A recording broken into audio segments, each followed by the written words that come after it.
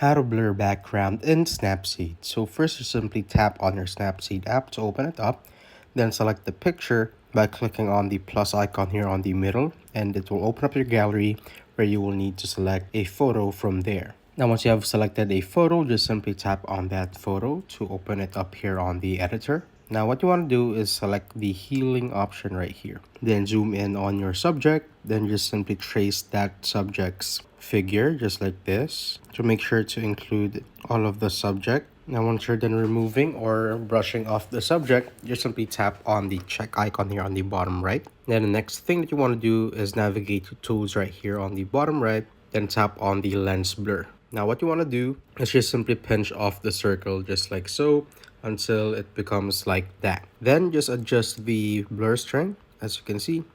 So adjust to your liking. So I'll go with 55 right here. Then tap on this option right here on the middle. Then adjust the transition, set it to 0 just like so. Then go to vignette and also adjust it. I like to set it to 15. Now once that's done, just simply tap on the check icon right here at the bottom right to save the changes. The next thing that you want to do is scroll down, then go to creative, and under that you will see double exposure. Just simply tap on that, then tap on the image icon here on the bottom to open up your gallery again.